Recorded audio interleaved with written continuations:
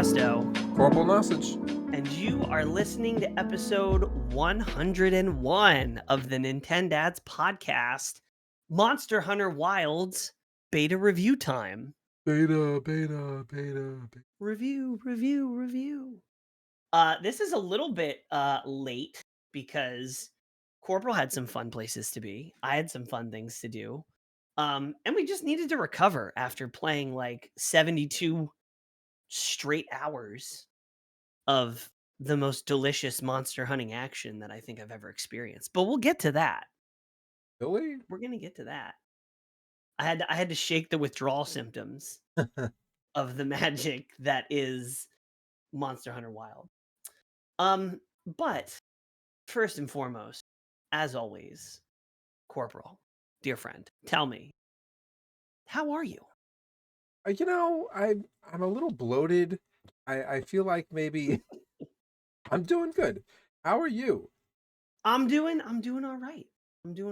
I'm just trying to fill the void that the Wilds beta has left behind, a giant hole in my heart that I'm filling with coffee and other games. I mean, But what are you playing? That's what I was trying to okay. ask. What are you playing? I thought you were genuinely concerned about my emotional well-being. No, I was, but now I want to know what you're playing. And as an because I can tell more about your mood from what you're playing than your words. As an Nintendo man, I was actually very excited to hear that somebody cared about my emotions. A Nintendo man. Well, yeah. What have I been playing? Well, Enough. I was away with family at a wedding, and we played with a bunch of random people, like tournament style back-to-back Mario Kart Oh boy. with alcohol. Yes. 100%. I'm so mad that I wasn't there. It was intense. It was good. That sounds like the best. What else? I have been playing other things, but I can't remember at the moment. To be honest with you, there must not have been that impactful. I'll tell you what I've been playing, and maybe it will jog your memory. I've been playing Monster Hunter World and Rise because I needed something to fill the gap. Windblown, which we do have a segment coming on our next episode, and we have a fridge review of that also coming. It's written but not recorded. I did pop in to the Enshrouded update because that got a big update recently. It did. And I don't know. I don't remember how to play that game, and I need to remember how to play that game because it's a little complicated. But I think it's going to be worth it because I mean, the stuff that they've added in the new Enshrouded update looks amazing. And last and not least, and probably the thing I've been playing the most, which is also going to be a segment on the next episode, is I've been playing the daylights out of Pokemon TCG Pocket. Oh.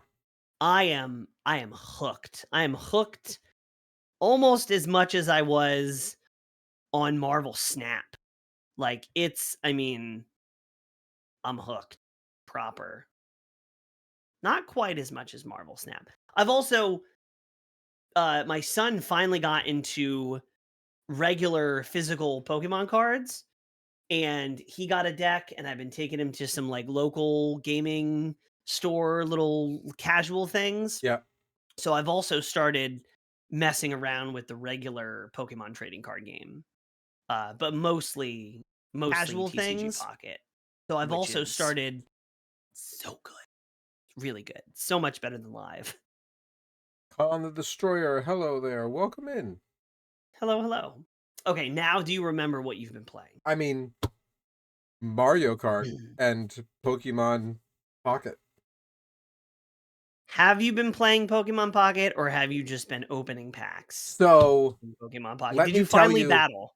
I have not used the app to battle. I have purely used the app to digitally open packets of Pokemon cards, look at how pretty they are, and then send our group screenshots of them to boast about how awesome my opening skills are. And Yes, that's I it. mean, that's half the game. That's "Hey, yeah. what's up, Chris? Cannot wait for Wilds." Oh my gosh.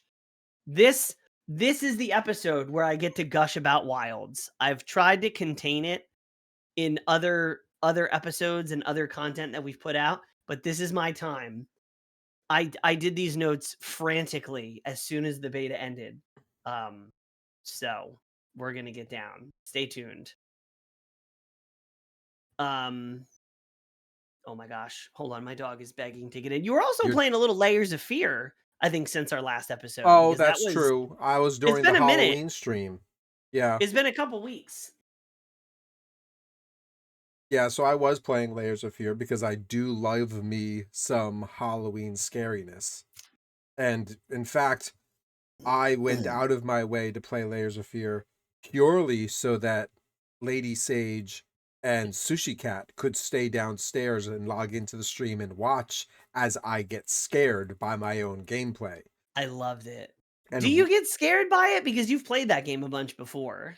I have played the game a bunch before, but I have this unique disability called ADHD, and I forget things that I did yesterday.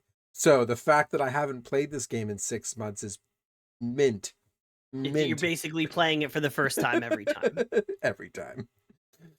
Yeah. Oh, what you been drinking? What you been sipping on? Um, I I mean, honestly you just have got back had from a wedding, so that's a nothing but dangerous question. alcohol. I was about to say, copious amounts of so they named the drinks at this wedding based off of uh their pets. So I've been drinking a lot of Norberts and Echoes. You drink a Norbert, and what do you drink after Norbert? An Echo. Yeah, You got to. it's I had some basically hot cider recently that was pretty good. I haven't had ooh, hot cider in years, but yes. it's in the rotation That now. actually sounds really good. We actually, because we're going to be getting ready for our Thanksgiving dinner, um I bought Liz's favorite stuff to make um martinis. Martinis? Is that a Thanksgiving It's drink? not a Thanksgiving drink, but it's what Liz wants. So Lady Sage Okay. gets. Have you ever had glug?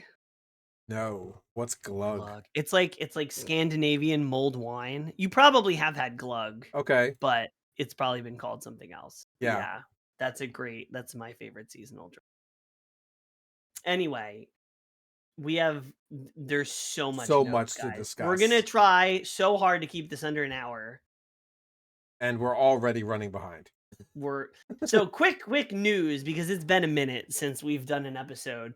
Nintendo released a dedicated music streaming app that only streams Nintendo music, and it's actually pretty good. I'll be honest with you, it slaps. It's a pretty good app. Yeah. It's better than Spotify. It's got no commercials. Yep. Need a break from the ads?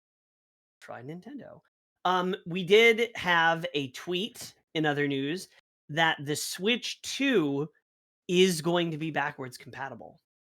So the Switch 2 or the Switch, whatever it's going to be called, the next system will have backwards compatibility with the games that you know and love now. So I can continue to play Monster Hunter Rise ad nauseum on my Ad new system nauseum. forever. Um, in other Monster Hunter news, Monster Hunter Outlanders was released or not released, announced, and that's Outlanders, going to is that be like where you say "Sasach" and then you try to make love to the monster? so pretty close, surprisingly close. Fate Maker, I what's thought it was going to good? be a I thought it was going to be a dating sim. I mean, yeah. It's going to be an open world survival game set in the Monster Hunter universe where you are going to fight monsters, but you're also going to build. But and it's a mobile game. I would be Mm, super excited about this if it wasn't a mobile game. can And I it's a tell third you? party mobile game. They licensed it out.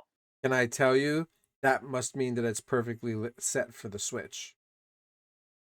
Burn.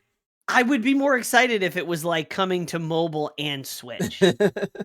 I would weirdly be more excited. Although my Bluetooth controller can probably hook up to my phone, and I can hook my phone up to my TV, and I can make my own Switch. Your own Switch. My own Switch Pro. Uh, this is a much bigger topic than we have time to go into now, but the Game Awards nominees were announced. While I think that this is a good, large topic of conversation, given the state of this past year and how so many things have happened in the gaming industry and not in the gaming industry, I feel like a off the wall ridiculously nomination for a game awards show is right on par for 2024. I guess so, but, like, so if you don't know what we're talking about, the Game Awards Game of the Year nominees are Astrobot, yes. Black Myth Wukong, yes. Final Fantasy VII Rebirth, yes. Metaphor Refantasio, yes. Elden Ring, the Elden Ring DLC, and Balatro, which is an independent poker roguelike that was made by one person. The fact that a DLC is nominated for a Game of the Year award in itself is a slap in the face to so many other quality games. Yeah, not Despite the Stellar fact that it's a Blade. great game, I'm not going to try to bash Elden Ring, but like it's a DLC. It's DLC, so that means there's no Helldivers 2, there's no Space Marine 2, and there's no Stellar Blade, which was another big, big game this year. Um, and none of them got nominated, but Balatro, which is an indie game by every measure of the imagination. And not, I mean, it's a popular indie game, but Mm. it's not like Hades, right? Hades was a crazy, like, AAA level indie game. Balatro, most people didn't know about what it was until it was announced as a Game of the Year nominee. Which that sentence alone, most people didn't know what it was until it was announced, shows you that that kind of doesn't make sense. But we're gonna get more into that on the next episode, episode Chris on 102. TikTok says, I hope Metaphor wins a good bit of the awards. The game was so amazing. I actually haven't gotten a chance to play that. It looks really good. It's from Atlas, so it's Yep. like Persona style, which is it's cool. Not my style, but I think Final Fantasy VII Rebirth has it in the bag. Okay. 100%. 100%. If the Elden Ring DLC wins, there will be riots. I mean, Anyway, maybe. that's it for our news section. Now we get to the good stuff. The meat and the Monster Hunter potatoes. Wilds. Now, I am going to take the novice approach to a lot of these major topics because that's my role in this conversation. But it's also going to be my role in this conversation to continue to lasso you from going down the wild trails of emotions that you're going to rant us through. That's super fair. I apologize. I don't know if you can hear, but there are dogs upon dogs barking in the background. I don't hear them. That's impressive because I I don't feel hear them like at they're all. next to me.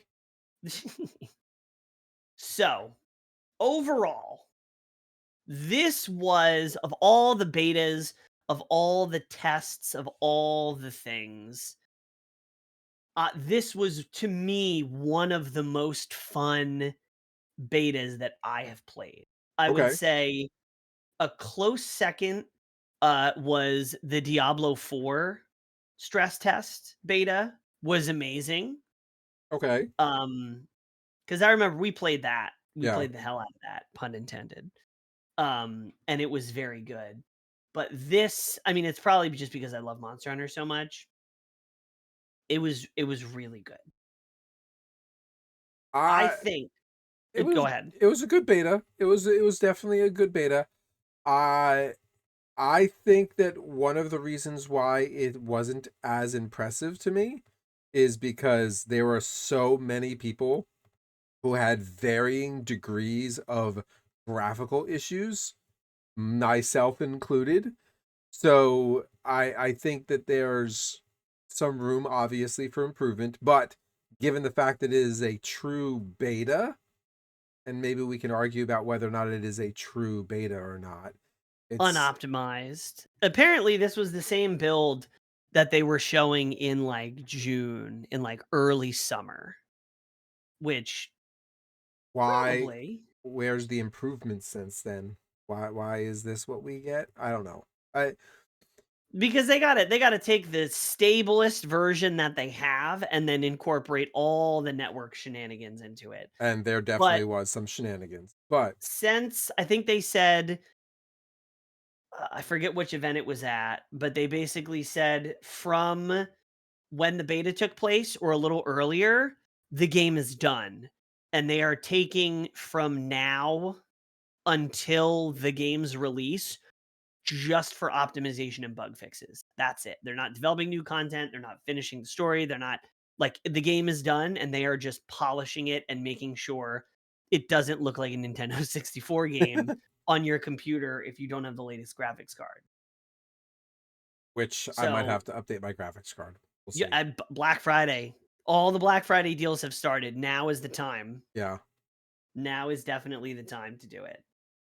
Um, I think just this high level, high 10,000 foot level view of this, and then we'll get into specific sections.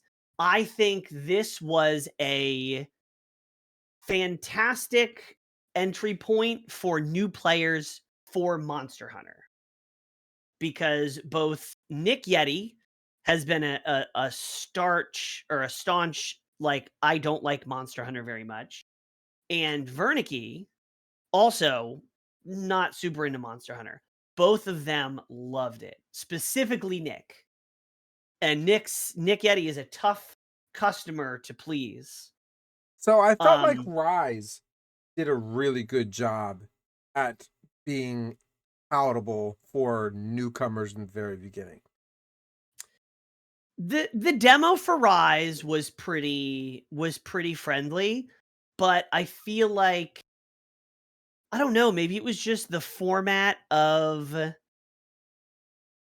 I think this gave a better idea of what the actual game is gonna look like, because Rise was you picked a weapon and it threw you into the hunt. This, it, like, eases you in.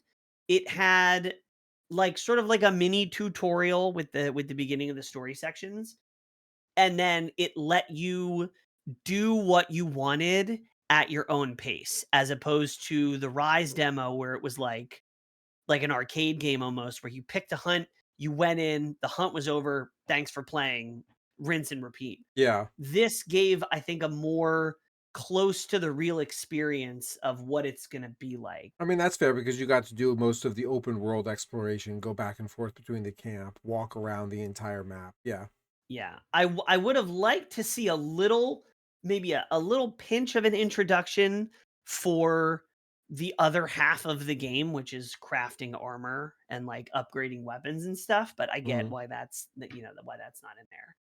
Um, do we have a section on combat? I mean, again, from a super general perspective, the combat I mean, combat in general is my favorite in most games.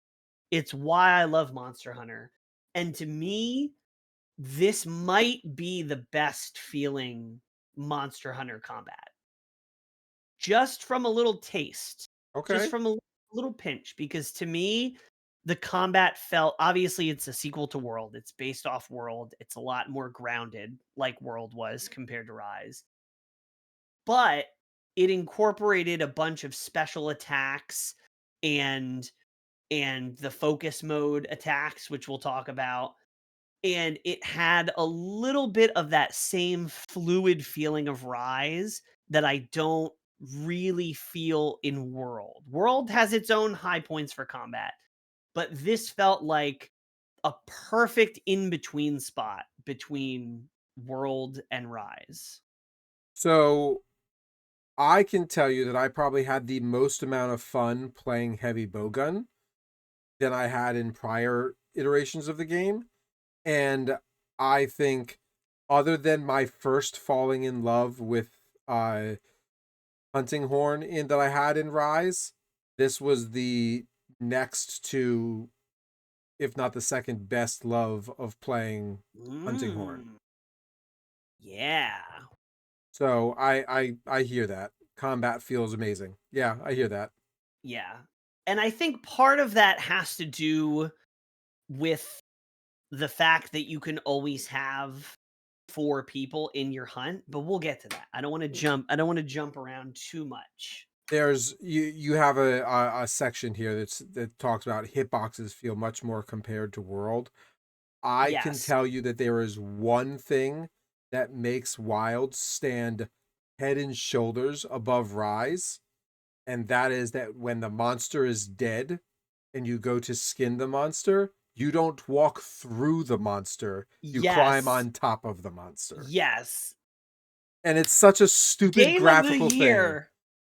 I know, but we've been waiting 20 years to be able to do that. Because we've So, just I mean, not walked, us personally, but, yeah, like, you just walk through the empty void of a shell of a graphical thing every time. And most of the times, if you switch your camera around, you won't even see your character model. You'll just see the corpse of the monster, and you are somewhere inside, you apparently just get the cutting it. the snarling, the tongue Yeah, hanging out. this is the first time you've climbed on top of the monster, so that's cool. Yeah, I always liked, like, the scale of how big the world and the monsters are in World, but I always felt like that led to so many jank hitboxes, Yeah, and this had a very similar feeling for scale, but the hitboxes didn't feel like garbage. Like, hitboxes in World out of World, Rise, and Wilds, I think World is the worst. Rise definitely improved it, but still had its own flavor of jank. yeah. Wilds felt so good. Okay. Off of I said we were gonna do general things and we're already talking about hitboxes. Let's take this up your neck of the woods and talk about how this world feels lived in. So, if you've been listening to us long enough, take a shot. And you'll know that we did an episode, graphics, gameplay, mechanics. And Story. in that episode, we talked about how the graphics is what maybe gives the hook of the game. Did you feel hooked by your graphic? I did. And Like a fish hook? Like a there's fish one hook? thing that I want to say is that the world felt like there were a lot of things going on in it, but at the same time, I felt like the random increase of a storm, which the storm affected also the monster, almost felt scheduled. So while the environment felt lived in and organic, the storm and the weather did not. Well, here's a question. Do you feel like when I mean, you live in Florida, so maybe this isn't maybe seasons are a new concept to you. But winter happens at the same time every year. Yeah, And I get what you're saying because it's short. They're short, and but I not I only that, understand that. but like, unless you live in Florida, it doesn't rain at 3 o'clock every day. I've been to Florida in the summer, and I would respectfully disagree. I mean, like I said, unless you're in Florida, So maybe that's where the Windward Plains are, Central Florida. Central Florida. Some of Okay. those monsters look like people that I've seen in Central Florida, 100%. So yeah, it does feel lived in. There are smaller creatures, there are even smaller creatures than that, and then there's even bugs and there's organic life. Uh the terrain feels like it has been shifted and altered and used by those creatures that are there. There's caves and cliffs and hook lines and sand dunes that have been pushed by the wind and I loved valleys. how vertical the dunes were. They were Yes. so steep. Yep. And you don't know what's on the other side. Like the terrain itself helps make the world feel lived in. So yeah, it was good. I like obviously you are all about the immersion, but I loved how the open world format of hunting works where you have the open world and you can go to your quest person and get a quest and then find the monster in the world and then go hunt them down, or you could just go in the world and you see a monster that's looking at you weird, just like in Central Florida. Somebody gives you the stink eye, it's fighting time, and then that starts the hunt. But I found myself using a third option to start hunts, which I didn't realize before we were playing the beta, is you can open the map and I forget what button you hit, but you basically get a list of all the monsters that are currently on the map. And you select one of them and you can start a quest just from there. So Okay, yeah. you can go and you see which one. Okay, I want to hunt Balahara, and I want to start that hunt, and you just go. And then when the hunt's over, it's over. You can go to the next one. You can go back to camp. Like it's just, it felt like sitting around with your friends, being like, "What do you guys want to do? I don't know. Let's see what's going on. Okay, yeah, let's go here. Let's go here." It almost felt a little bit like world events from Destiny Hmm. or raid bosses like world raids from World of Warcraft or Diablo, and I like that because there were certain times where I would be like, "Oh, I want to fight the big hard monster. Oh, he's not around right now. Let's do something else and we'll check back in and see if he's around later." I like that like timeliness to it. Okay. Um And speaking of the open world, it has been confirmed. It wasn't in the beta, but it was confirmed that so the whole beta took place in the Windward Plains, which is one of several big open area maps in the game. And it is confirmed that you will be able to travel between the big open areas just by walking, and there will be no loading screens. So this is actually something I was A, concerned about, but B, also excited to hear because the Windward Plains is an extreme environment, right? So when we talk about natural generation and progression between terrains, like the easiest metaphor to pull up is Minecraft, and you've got a snow biome up against a desert biome, and like that makes very little sense in some cases.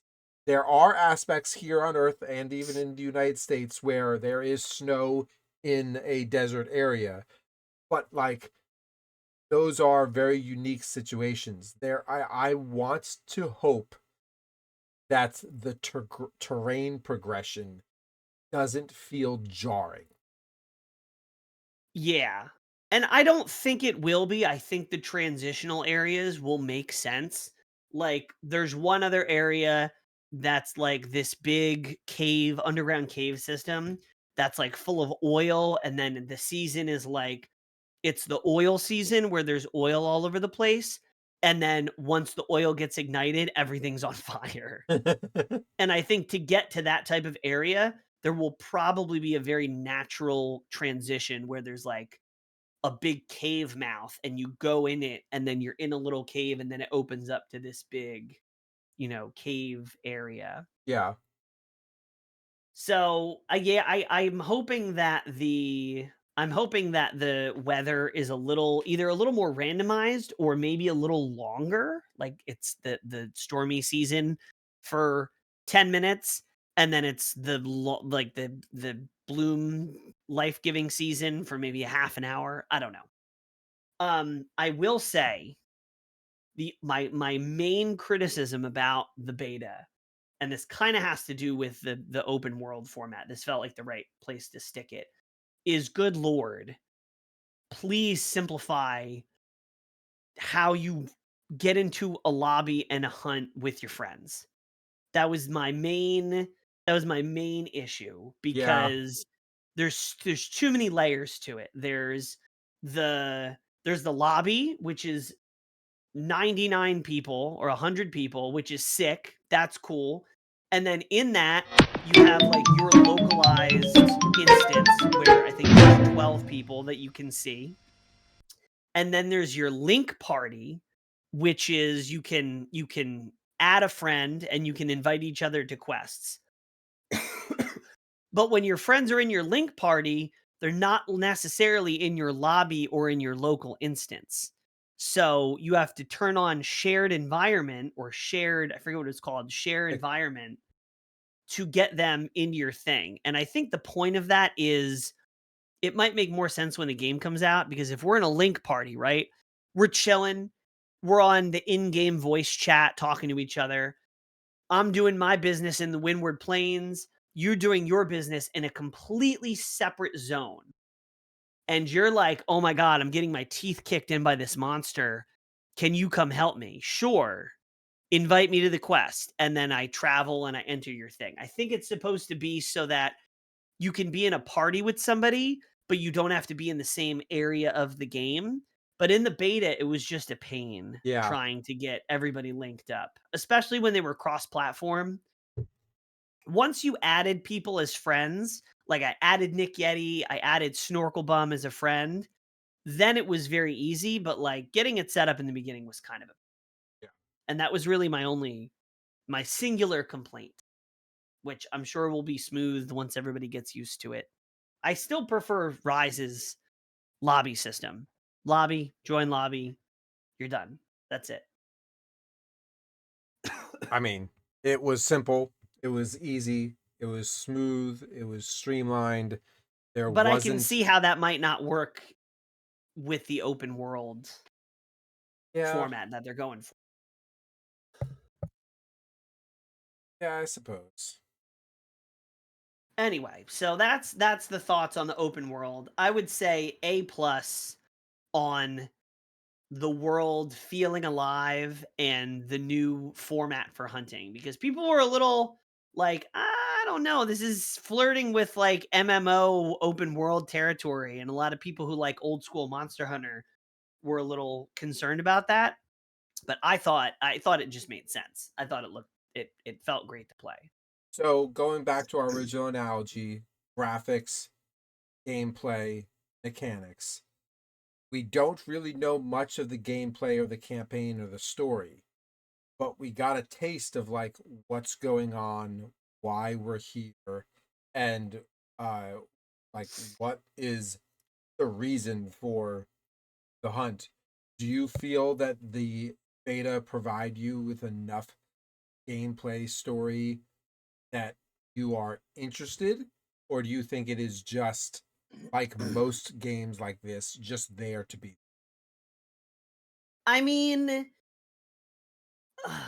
so I'm not a story guy, Nope, you're not. and Monster Hunter has not been known For story. for its story in the past. However, I think I care a little bit about the story more than I normally would because of the characters. Because Because big hair with big booty, hot toddy, or because mostly mostly because like I just feel like the characters are maybe a little bit more well written. okay. Like, specifically Alma, right? Like, in Monster Hunter World, everybody rags on the handler. Mhm. "Ready to go on another hunt, pard? Okay. I'm so excited to almost get killed by a monster and have you save me for the 90th time. Like, she gets a lot of flack for being corny, regardless of how you feel about her. That's the general consensus. Yep. Alma is just, like, chilling, like, drinking coffee, looking cozy as hell, and being like, "Okay, yeah, let's go." And then she comes with you on your hunts. Yeah. Bringing the computer, the NPCs on the hunts as being aspects of why you're out and what you're doing together, and them being a support system for you feels more natural than what they did before. And I will say, Yeah. Rise integrated some kind of system where the NPCs were able to join you on hunts later, but it was definitely like a DLC ad where this feels like it's a natural part of the mechanic. Yeah, and I mean, let's talk about that. We'll go a little out of order, but yeah, so in Wilds, you are able to do an SOS flare just like you were able to do in World. But in World, if you sent an SOS flare and nobody answered, you're SOL. In Base Rise, same thing. In Sunbreak, it was DLC. They added the follower system Yeah. where you could choose which NPCs came along with you. You chose them by what their behaviors were. You got to pick their weapons, and I loved that system. I loved it. It was so much more fun to hunt in a group. With this, you send an SOS flare up. It gives the opportunity for other players to join, and if they don't join after a certain amount of time, then the support hunters come, which are just NPC, and you don't get to choose which ones or their weapons or anything like that. Maybe that's something that will get added where you can be more specific in who you want your support hunters to be. But the point is that this in the base game, this is the first time where you do not have to do any hunts solo. I mean, there will probably be story hunts and beats where you have to fight something by yourself, but in the general hunt, in the general rinse and repeat game loop, you always can be fighting with 3 other hunters, and that changes so much. Because if heavy bowgun is a perfect example. Heavy bowgun wants to hang back, long range, and take shots from a safe distance. If you're playing single player, that is way harder than if you're playing multiplayer. And if you have 3 support hunters with you, whether they're real people or NPCs, that just changes. You can still hunt solo if you want, but I'm not gonna be hunting solo. I in Rise, I had like a chip on my shoulder that I needed to do every hunt by myself solo to prove that I was good enough that I could do it by myself. But I'm done with all that because multiplayer hunts are so much more fun. Um Well, you have always been a multiplayer guy versus a single player guy. I'm more the yes. single player guy because I get so immersed into the gameplay and the story, where you are more about the mechanics and camaraderie. Yes, and I am fully on board. I love the support hunters, and like I said, this will affect I think this will affect people's weapon choices and what weapons they decide to play because solo heavy bowgun to me feels rough. I've tried it in both games and it feels rough, but if I can do it in multiplayer, feels great. Feels So really good. what I like the most about it is the fact that you can have your NPCs join you, and you know what weapon that NPC is going to use, what their specialty is, and you can use that to your advantage during the hunt. But what I also like is that NPCs are your support, and your support in this game actually supports you, where you are Yeah. receiving heals in real time because of your support systems like the Palicos. Yes, and that's perfect transition to the next section. Palicos, obviously not new. They've been in Monster Hunter for a long time, but they feel like I feel like they have more of a presence in this game because at least in the beta, they were using traps, they were on it with Mhm. healing, and they're fully voiced. So instead of just like an aggressive, maybe stomach problems meow, it's like, I'm setting a trap. And then they set a trap, and okay, he's setting a trap. I can build up my big attacks because they're about to get a knockdown. Oh my god, the monster Um, looks like he's running away. yeah, oh my God. I heard that a little too often. But I will say, I made the mistake of making my Palico have some British female voice, and it like was so jarring. And I'd be spinning around like, who's with me? Where what woman just said that? And then it's my cat walks up to me. It's like, you dag nabbit. That's funny. I'm actually gonna search for that voice now when the real game comes out. Um, next up Good on the evening, mechanics Villa. list. Yo, Villa, what's up? Coming in on the talk. The Welcome, talk. welcome, welcome. We're talking about Monster Hunter Wilds, obviously. And we're on to food. Yes, time to make some metaphors. Food, eating meals, and maybe this is because it's a beta and it was just sort of streamlined, but eating the meals felt more straightforward. Okay. When it came to selecting the meal stuff, I did do like 3 or 4 hunts before I remembered that I needed to eat. And I'm guessing that a lot of players who haven't played Monster Hunter before maybe did the entire beta without ever having a meal. And Yeah. I think that was because you needed to eat in your tent and have like a little sad work lunch as opposed to when there's like, a giant cat sauteing like an entire like 10-pound fish. Um But it was also clear to me that there was a food bar, like a cook bar that was at the main hub that you could walk up to, but it wasn't ready for the beta. yeah, and So I think that will be what that will fix the problem. It'll put it more in people's faces. what I hope is that the mechanic that we got for cooking and feeding ourselves was what you're able to do in your sub tent when you're out in the wilds. But when you're at the main hub base, you have access to a larger variety of food options that have a deeper, more integrated impact on what stats or perks you. Villa makes a good point. You can eat mid battle, like when you're out in the field, which is not something that I did. Yeah, But I'm guessing that when you eat out in the field, you only have access to the ingredients that you have on you versus when you're back at camp, you have access to your full like storage inventory type yeah. thing. Um And also so eating yeah. out in the field mid battle is very much like hunting horn perk mid battle. Yeah, yeah, just be like, "All right, I need to get buffs. I'm getting slapped around. I need Yeah. to eat for this resistance." Yeah, changing resistances depending on what you're hunting is going to be good too.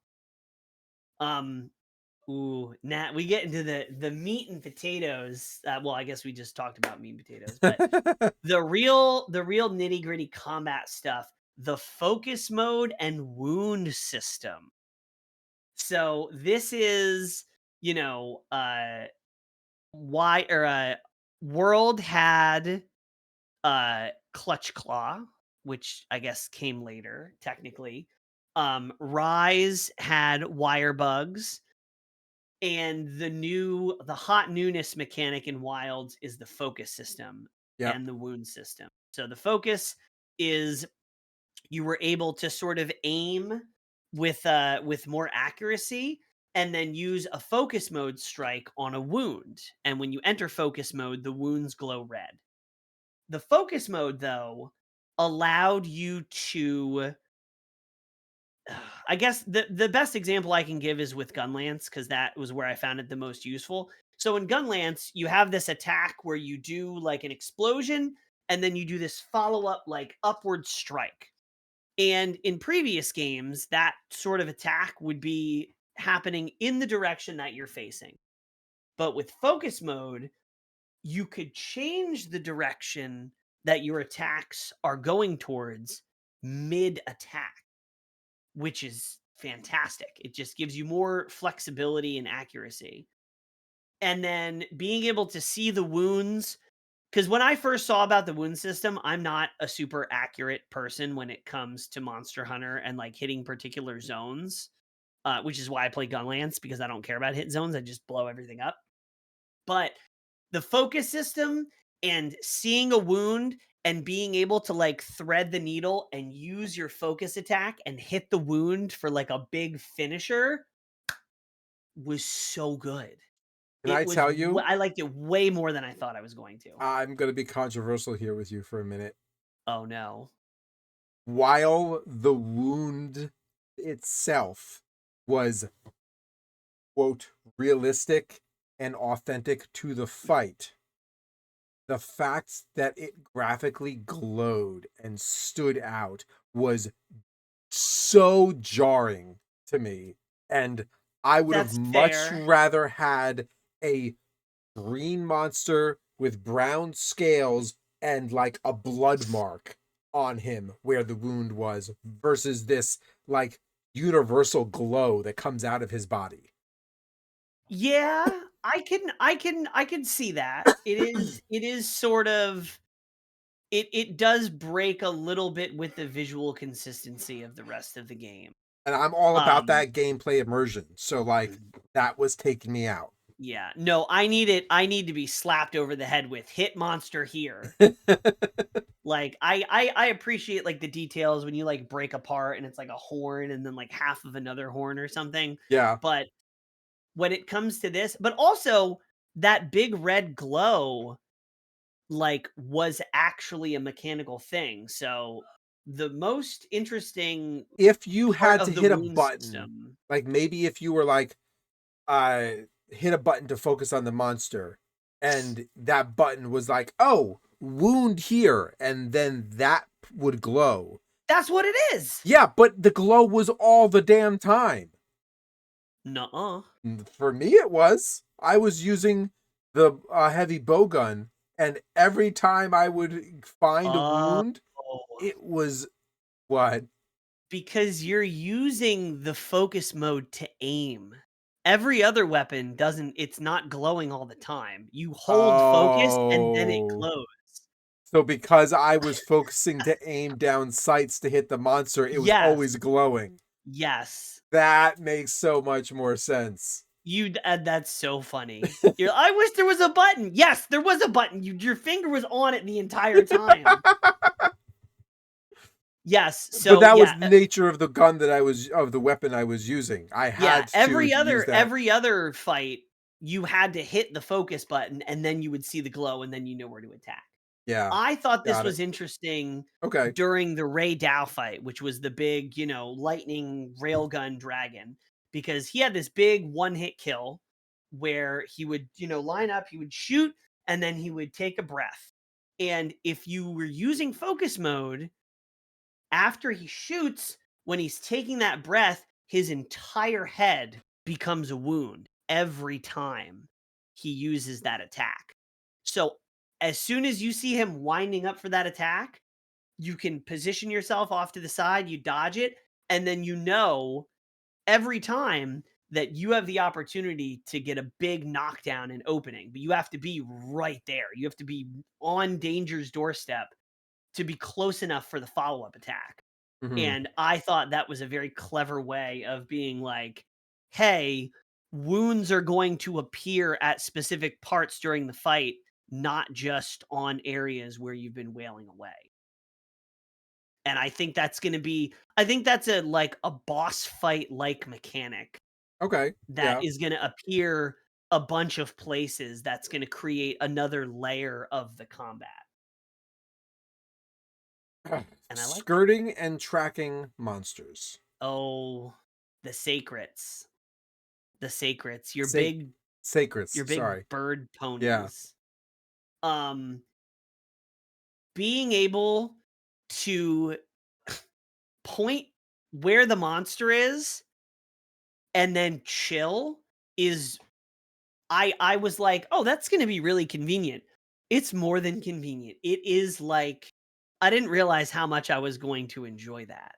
The sacreds being able to navigate on their own allows you as the hunter to then think about. It gives you that chance of breath going into battle. Okay, this is the monster I'm going to fight.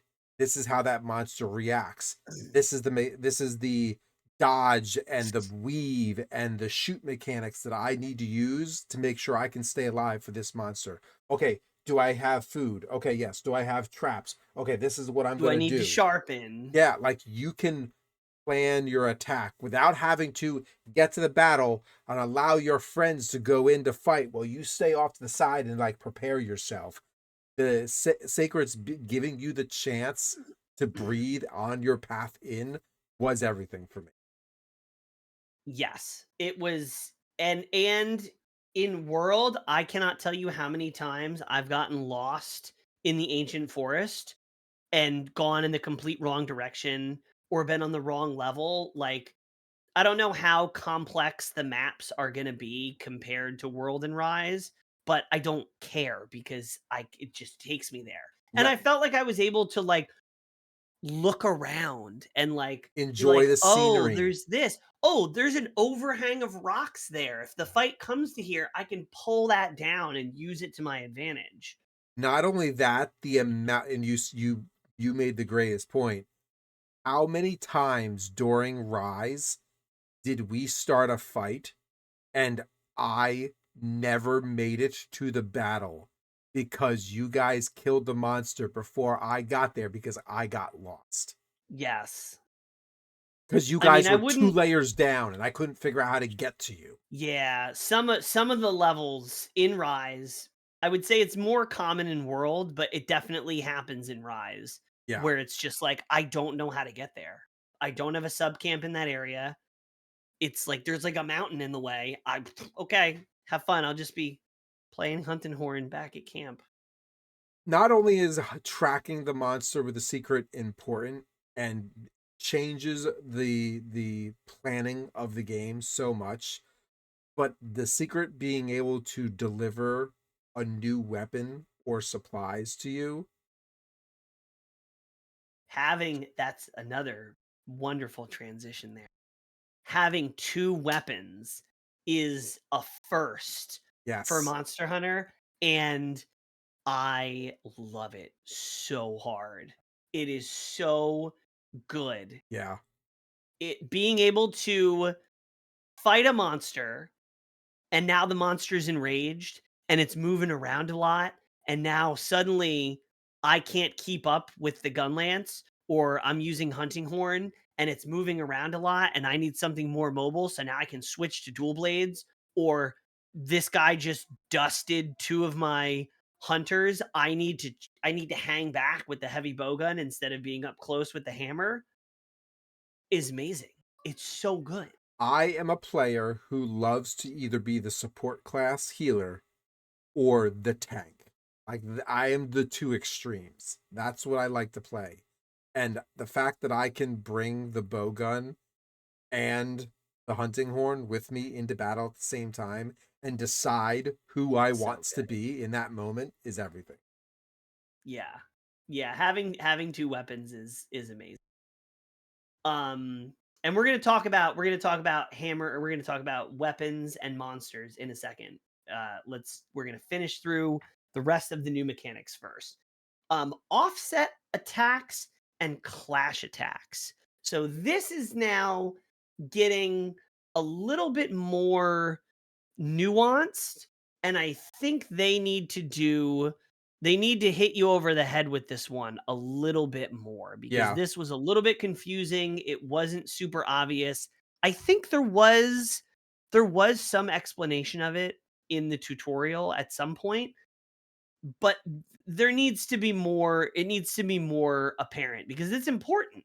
I wouldn't be surprised if a part of the story, once you've like established yourself at a camp, they're gonna turn around and be like, this new NPC character is gonna walk up to you and be like, "Hey, I just got finished with a training center. I think it'd be really helpful. Why don't you come over with me and try it out?" And like I really hope so. he talks to you about something of that effect. Because I think that Yeah. would be great. So the offset and the clash attacks are the only reason why I'm not sure if that will happen is because it varies from weapon to weapon. Some weapons have an offset attack and a clash attack. Some weapons don't have either of them. Uh Um, the offset attacks are when the monster is rearing back and it's about to do its big hit. If you hit it with an offset attack, at that moment, you will get a topple. Examples of this are uh the golf swing with the hammer, certain attacks with the great sword, the switchblade or switchblade, the switch axe has an attack like that. The hunting horn has a dedicated song to doing that called the offset melody that you could play and store. And when you see a monster about to do a thing, you hit the button combination and it does an offset attack. That's cool. Now, Clash attacks. before you jump into the clash attacks, real quick, if your monster is wounded and catch and you're able to hit their wound at the right moment, you can also offset them.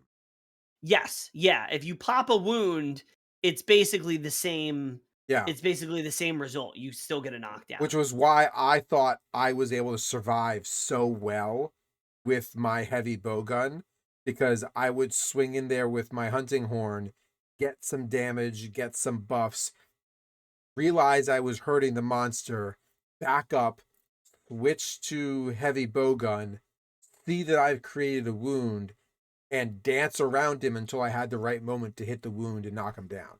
Like, I did really good at playing that mechanic, and I think it worked really well to offset him. And you know what? You know what worries me just a little bit is they're giving us wounds that you can hit to get a knockdown. They're giving us clash attacks, which we'll talk about in a second, and they're giving us offset attacks. So they're giving us three different tools to knock down the monster. Yep. To me, that is a warning to the level of difficulty that some of these monsters are going to be. Because when Rise came out, you had the wire bugs and you had unprecedented mobility. You could get knocked down and wire bug back up. You could wire bug out of the way. And people are like, this game's going to be a piece of cake because you can just wire bug around. And then they gave the monsters cocaine and the monsters were going all over the place.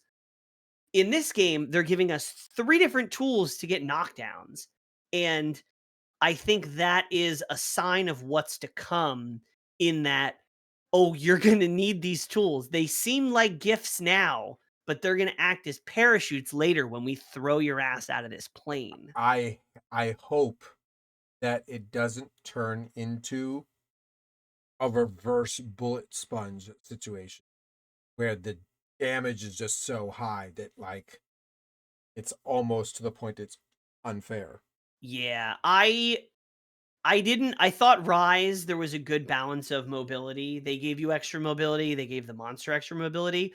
A bad example of this is Clutch Claw because in World in Iceborne, I mean, most of the people will say, "What's your least favorite thing about World?" Clutch Claw, being forced to use Clutch Claw, doing the clack, like just it felt forced. And I hope that this is a tool that you can use, but that you're not forced to use. Mhm.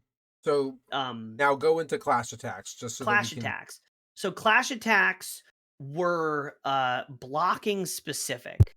So if you had the lance, the sword and shield, the gun lance, you would block. And if you blocked a certain amount of enemy attacks, eventually your clash, you can't see it, but it's a clash meter or a clash value, And after blocking a certain amount of attacks, you go into a clash where it's you and the monster pushing up against each other, and you have to spam the button. And if you can spam it enough, then you do a big attack and you get a knockdown. But you can also get the clash attacks from getting a perfect guard, where if you put your shield up, when you first put it up, it flashes white for a second, and that's a perfect guard. And that triggers, I don't know if it triggers a clash attack every time, but it triggers clashes more frequently if you can get that perfect block. And the heavy bow gun was one of the weapons that I figured out is one of the easiest to get the clash attacks with, for two reasons.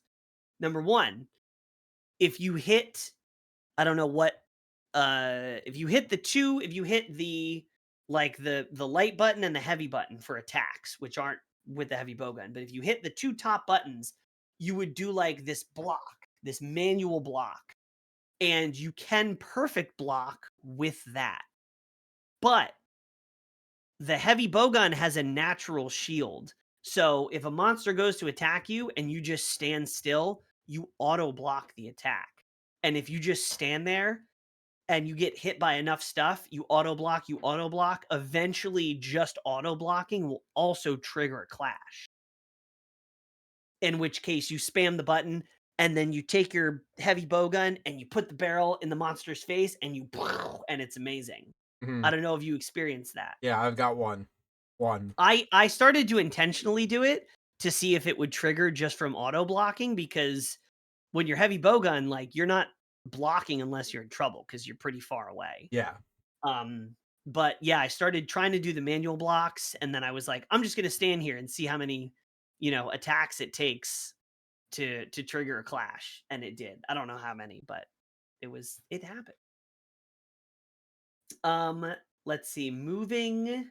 Oh, this is one more point when it comes to mechanics. So in in previous games, you would have like attack up or slugger or an elemental attack bonus spread out on your build through your armor.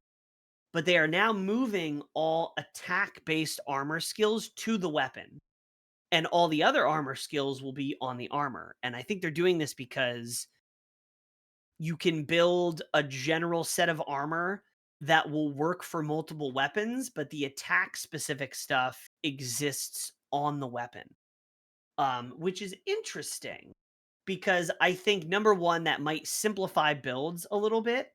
And I think it's going to make armor sets that serve as a build for more than one type of weapon. So, like, if you have, I don't know, if you have two weapons that you use that consume a lot of stamina, so say like hammer, because you're always charging and moving, and maybe like great sword where you're also like charging a lot.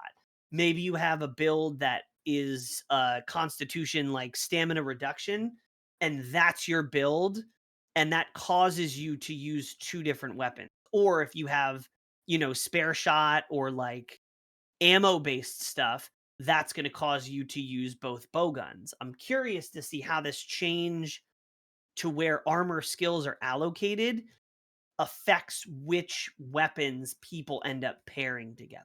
Mm, yeah. I was So actually I very don't know how that's going to curious. work. I was actually very curious to see in the long term of this game what is the perfect pairing. Fire department, we had uh, two different tools that were designed to be placed together, and it's what we call the perfect marriage. And those two tools together could overcome any challenge. I'm wondering what the perfect marriage of set of tools would be. Yeah, I mean, I have my own personal preference. Funny enough, I also, and we'll get to weapons in a second, but the hunting horn and the heavy bowgun were two weapons that I really liked too. Yeah. And actually, you know what? Screw it. Let's just move straight into weapons. Let's just reorder all the notes. So I did not get to play every weapon. But I played my favorites and I played a couple that I was very surprised to like. I think universally from everybody that I talked to and everything on social media, Hammer is everyone's baby in this game. Really? The changes to Hammer were great because it simplified some things. It added a ridiculous like finisher, and I think a big part of it too is in other games you're charging Hammer, and if you need to dodge out of the way, you roll and it resets your charge. But in this, you got you got to use your grappling hook to dodge out of the way, which is a silkbind attack in Rise that just carried over, and you can do it as much as you want. It costs stamina, um, but being able to use that and reposition with the hammer, so good. So good. And you did your big hammer combo, and then at the end of the combo, instead of having to like reset and start over, you could go directly into the spinning attack, which is also new. So hammer mains are eating really, really well. Do you want to talk about your baby? I mean, hunting horn is by far my favorite weapon in Monster Hunter. I love the musicality and the concept of that. It is so out of pocket and unrealistic to bring into battle. And I think that's what I enjoy the most about it. And it's like Fooly Cooley is a TV show, anime TV show, where one of the characters uses her guitar as a hammer. Like that that guitar being a weapon is everything. D&D, you've got your bard who can use his musical instrument as his attack. So like that whole concept is very much something that I enjoy. So hunting horn for me is like a natural fit.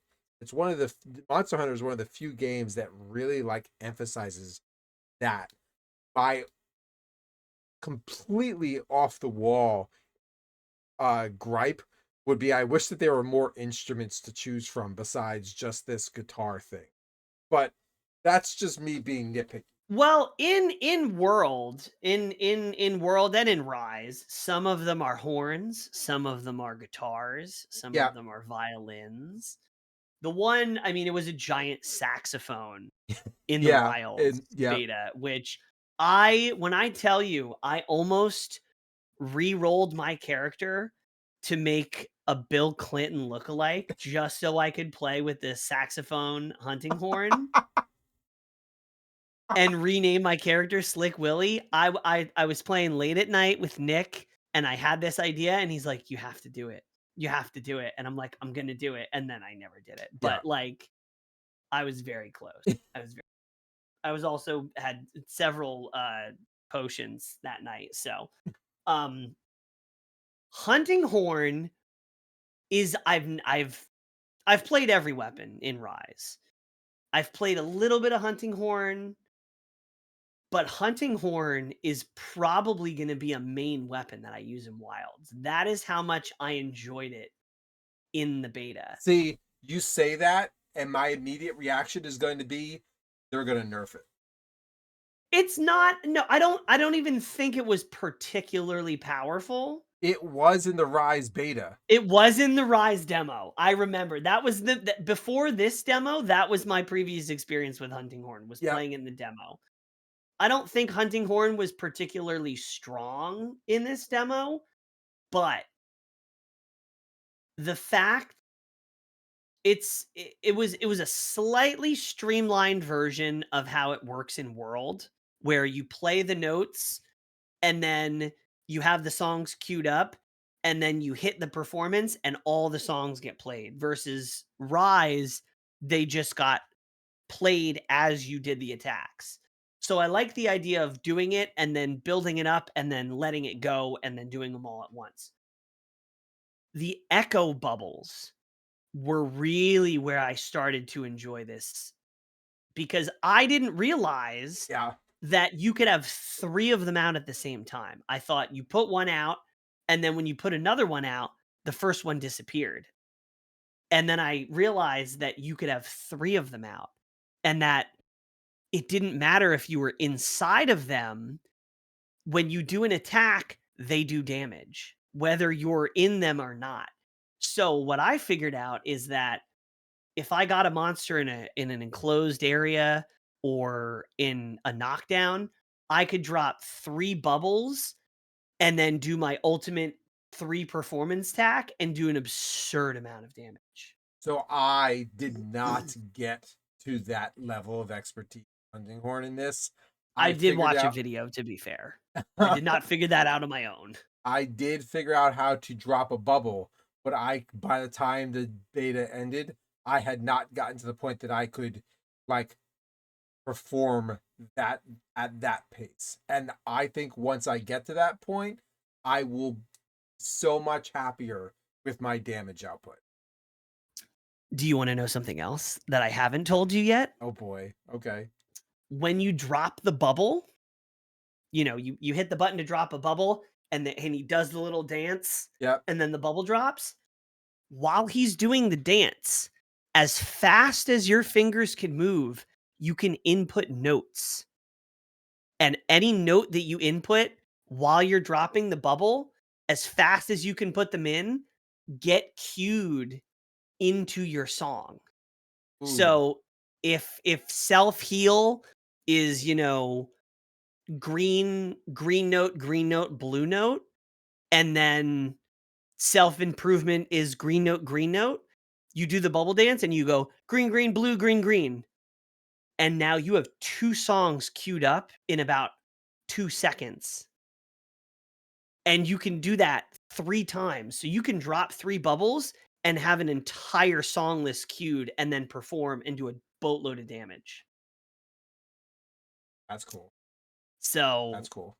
the hunting horn is amazing. If you and I both play hunting horn and we figure out how to really optimize the bubbles, we're gonna be a menace because it does so much KO damage too. Yeah.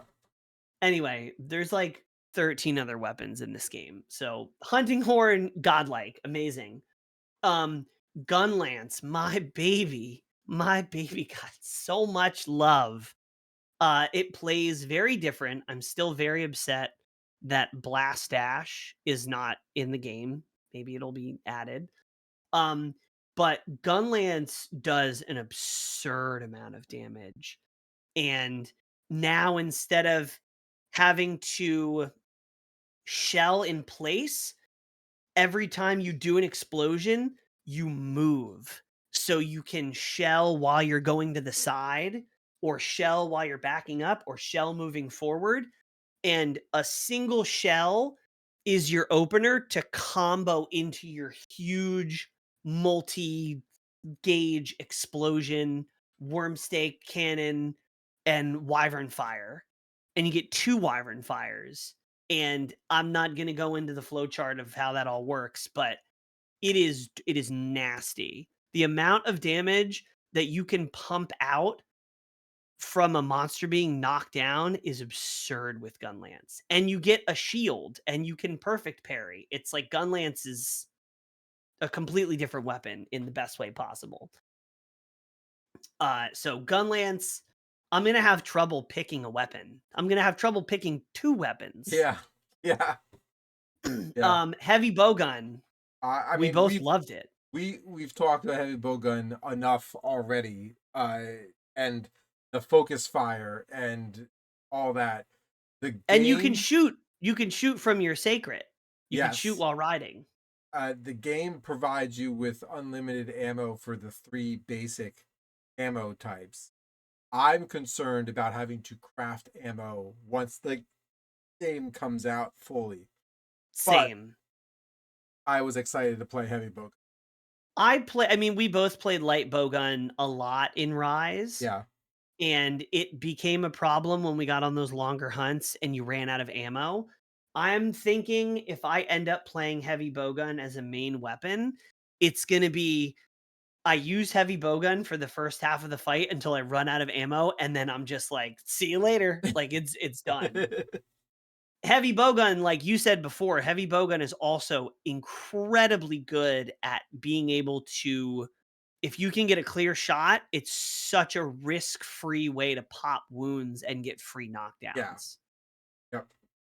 How they're gonna balance, like, if you have 4 heavy bowguns that all know what they're doing, like, I don't understand how that's not just gonna be the OP. monster on the ground the entire fight. Yeah. I Yep. mean, and maybe it is because I mean, people have gotten to that point in World and Rise with heavy bowgun. So, um, Charge Blade is a weapon that I play in Rise and World. I liked some of the Charge Blade changes. I didn't like some of the other Charge Blade changes. I didn't like that Savage Axe with the chainsaw has specific conditions that you have to meet, or you have to perfect guard, or you have to use it to pop a wound and then you can keep it in. So Charge Blade does an obscene amount of damage in heavy in Savage Axe mode now. So Charge Blade I'm kind of on the fence about. Switch Axe, I felt the same. It has some cool new attacks with a clash attack and an offset attack. But again, I can't picture playing Switch Axe over, like, Hunting Horn or Gunlance or Hammer or Heavy Bowgun. Dual blades is fun if Dual you Blades. if you Dual Blades really is want to another get up in one. there. Yeah. Dual Blades has some craziness, specifically around the wounds. Hmm. The heavy or the heavy the dual blades focus mode attack on the wounds, you just turn into Attack on Titan. You just it's That's what it is. Like, they should just cue the theme song to that anime when that happens. Um, and Did then you there's Insect Glaive. so Insect Glaive in past iterations takes a very, I think, a very high skill to do well at. And I did not get a chance to play this game, Insect Glaive, in this game. Did you get a chance to play with it, or did you hear anybody else's comments on it? So yes, so there's a couple things about Insect Glaive. I do not play Insect Glaive. I don't really know how to play Insect Glaive, but it the Insect Glaive changes are probably the most controversial because Insect Glaive is an aerial based weapon and they got rid of one of the main aerial things. In previous games, you were able to attack, you have like a double jump, and then you could bounce off the monster and continue to attack. And they removed that bounce. And a lot of people were not happy with this. Interesting. However, they made up for it by adding a whole bunch of new mechanics attacking on the ground, to where you attack on the ground and your insect attacks with you. And then if you build up the right kind of buffs from your insect, you do this crazy, like, rising slash attack and can do an absurd amount of damage. I don't I don't know how to do it, but Nick Yeti, Insect Oh, Glaive basically sold Nick Yeti on the game. really? And I've always said this to everybody, and Wernicke and Nick Yeti always make fun of me for it. Because they'll play Rise and they'll be like, and I'm like, no, no, you just haven't found your weapon yet. You'll know when you find it. You'll know. And they're just like, no, you're full of shit. You just want us to play your favorite game. Until this Nick Yeti goes, you know how you're always saying you just have to find your weapon? It's real. I found it. It's Insect Glaive. I get it now. I completely get it. I'm pre-ordering it now. Like, he was so sold after getting Insect Glaive. He told me multiple times. He's like, "Insect Glaive has sold this game for me. Forget the open world. Forget it's Insect Glaive. Insect Glaive has clicked so hard that he's getting the game." Interesting. And I love to see that. That means the changes were good, I think. I can't I'm sorry if I'm offending Insect Glaive mains. Uh, but it got Nick Yeti to play the game. It's good enough for me. I wish I was a part of that conversation because I would have liked to have heard that. Oh, you'll hear it. You'll hear it again because that was the same night that the Bill Clinton thing came up when there were many potions involved. So I don't even know. You'll hear it again.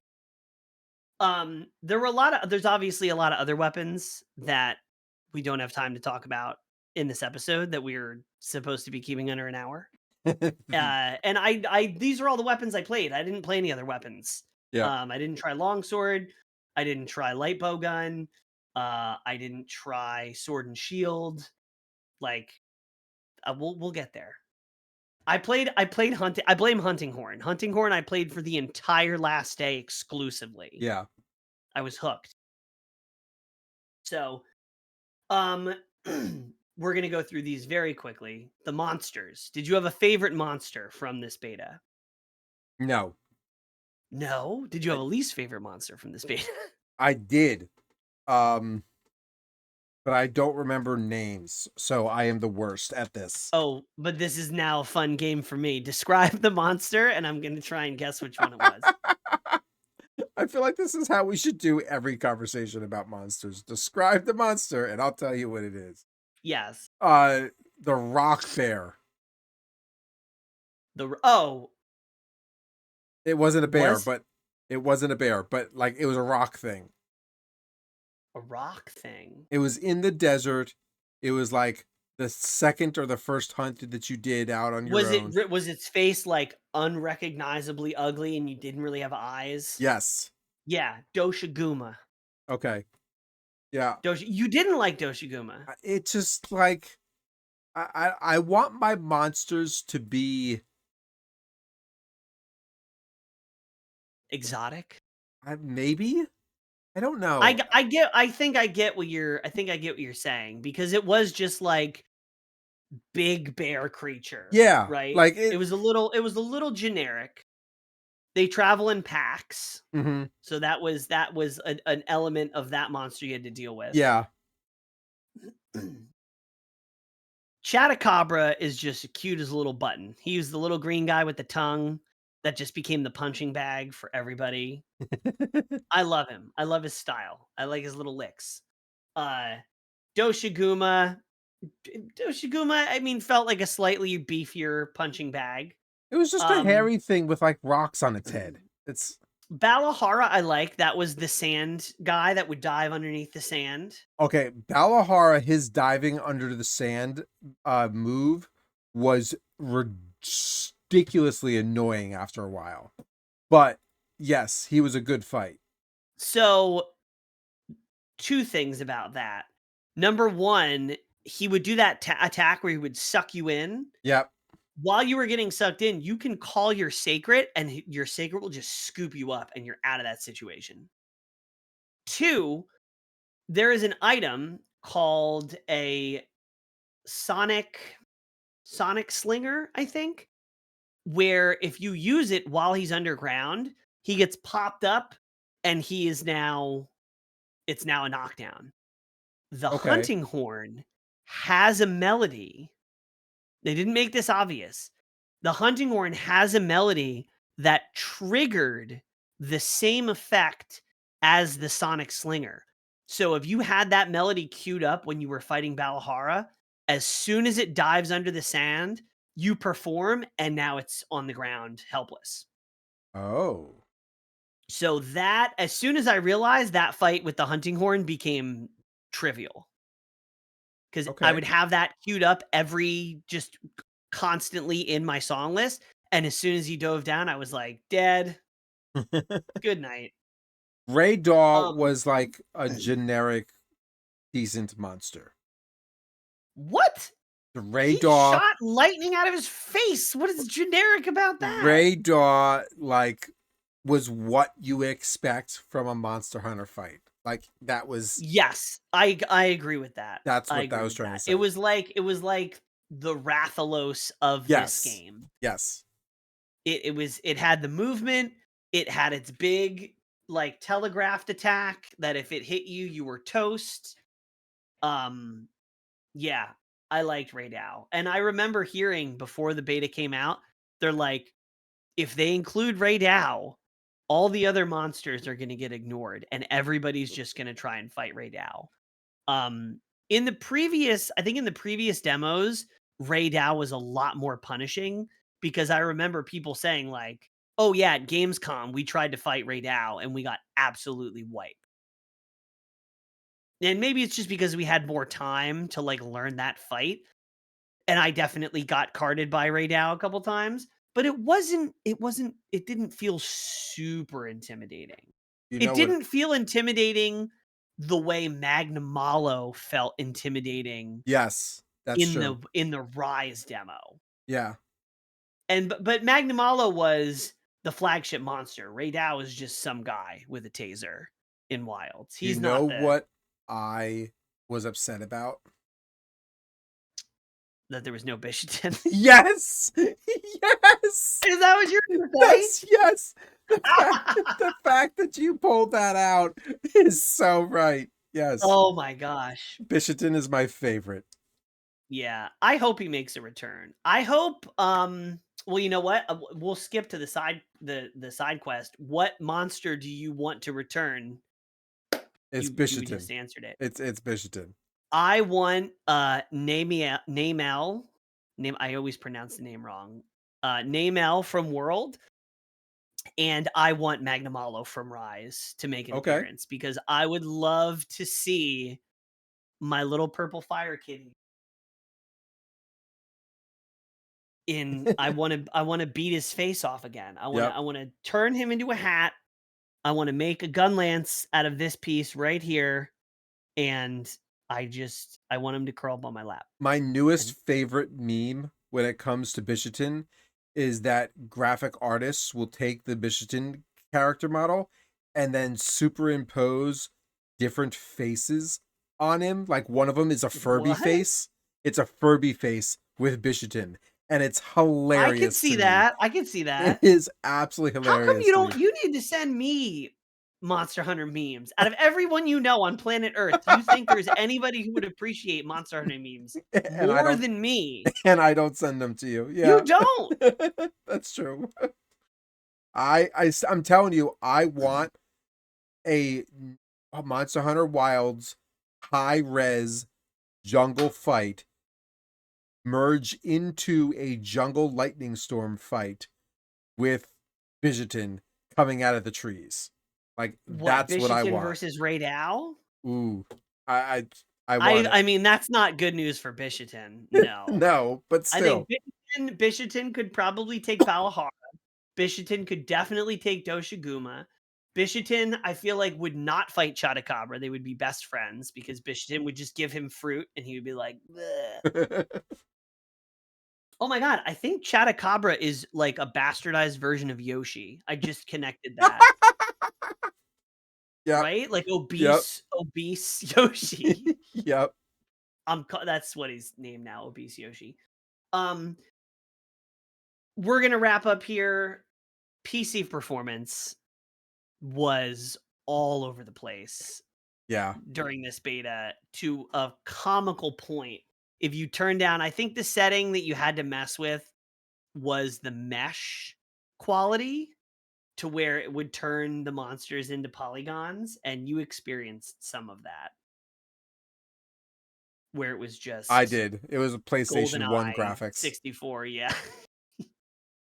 um, I think they're going to release a demo closer to launch. Hopefully, we get an announcement about it at the Game Awards in a couple weeks. But I think they're going to release a more optimized demo to ease people's fears and give people expectation about whether the game is going to realistically run on their hardware or not. Because you don't know. No. It ran, but you don't know how well it's going to run in Yeah. its final form. I hope they improve multiplayer. I hope they add a little more I mean, they're gonna add more polish to hit stop and effects, but I hope for all the people that they're trying to bring in and make this an even bigger launch than World, I hope they add tutorials for the weapons. Yeah. For each weapon, Wild Hearts had something that Monster Hunter has never had in that you could take a weapon, you could go over to the dummy, and in a couple minutes, it would walk you through the combos, when to use them. It's super simple. It's nothing. super complicated. But if you can do that in game instead of, well, there's a 50-minute long video on how to do all the combos with Gunlance, just add weapon tutorials and it's perfect. Yeah. That's all I want. Um, the biggest question is how we're gonna wait until February. And Corporal and I are going to play through World. I'm gonna play through World again. Corporal's gonna be playing through World for the first time. Yep. We're gonna try and stream it as much as we can to up our game, to sharpen our skills for Wilds. At least until the demo comes out. Because as soon as that demo comes out, I'm uninstalling everything else on my computer. Marty, what's up? Welcome in, Marty. Welcome, welcome, welcome. So the Ooh. the side quest that I had chosen that you sort of had already pulled out, uh you called it already, but it wasn't the exact verbiage. But what monster in Monster Hunter World or Monster Hunter Rise or the Monster Hunter universe do you think would be the best tasting? Anjanath. Really? I feel like I feel like if you took Anjanath, right? He's got the big T-Rex legs. Yeah. I feel and I've thought about this before, weirdly enough. If you had Anjanath and you cooked it like Indian tandoori style, it would be delicious, I Okay. think. I'm getting a little hungry just thinking about it. With like some garlic lemon yogurt sauce. Uh-huh. Like, oh no, sounds pretty good to me. What Okay. about you? Who are you? If you say Bishatin, I quit. I'm not gonna ever discuss monsters with you again Can because I that's can I tell you? He already has the fruit and vegetables to mix him. he come with his own He's sauce. a good stir fry. No, no, You know, search your soul, Luke. No, it's true. your feelings. Oh man, Marty, we're gonna be playing World on PC. Yes. We're gonna be playing World on PC. Please help us. I'm not particularly good at Worlds. I slogged it through Iceborne, but we definitely need help. Um, yeah, I think that's the show. I Yeah. think it's gonna be a cold winter waiting for this to come out. But I do have a piece of advice. If you're ever cold in your house, this doesn't apply to you, Corporal, because you live on the Live in surface of the Florida. sun in Yes. Florida. But there's a trick that I learned. Um, if your house is cold, if you're in a cold environment, there's always one section of the room that is always consistently warmer. Do you know what it is? No. If you're in a cold room, it's always warmer in the corners. Do you know why? No. Why? Because in the corners, it's always 90 degrees. Oh, I've been holding that. I heard that one last week, and I've just been holding it. I've been waiting for a chance to use it in the episode that's that's patiently. Marty's got it on PC and PS5. Heck yeah. We're gonna try and I think Corporal's gonna maybe stream it on Sunday. I'm gonna try and get in there on Sunday, but Sunday morning is gonna be the first one. I don't know if we're gonna have a chance to co-stream it next week. We're gonna try. I will warn you that my Sunday stream, because of the way our childcare schedule is with kids being at different parents' house, this coming Sunday is the Corporal Nosage's Thanksgiving Day. So I'm not going to commit Oh, to a very long stream, and it's going to be an early stream for me. yeah. I will probably stream World on Tuesday on my main character. So like more end game type stuff. But Marty, I think you are in our Discord, but I'll try to post ahead of time on social, but definitely in our Discord. Our Discord is the best place to link up and figure out when we'll all be playing. Yeah. Tri Kingdom also is going to be playing with us, I think, in World, Yes. right? Because he Actually, has it on World. He said he was starting a new character. he's been asking me when are we going to start because he's annoyed that we haven't. So I made my new character today, and I got through the tutorial junk, so I'm ready to rock, and I'm going to try real hard not to play on that character unless I'm playing with you because I don't want to be like super super far ahead as usually happens. usually you are. Yeah. All right, that's our show, everybody. Thanks for hanging with us. Sorry it was a little long, but I knew it was gonna be. Yeah. Yeah. Um, yeah, Corporal will see you on Sunday. I will see you on Tuesday. Take care, stay hunting, and remember to eat before you hunt. Safety first. Bye.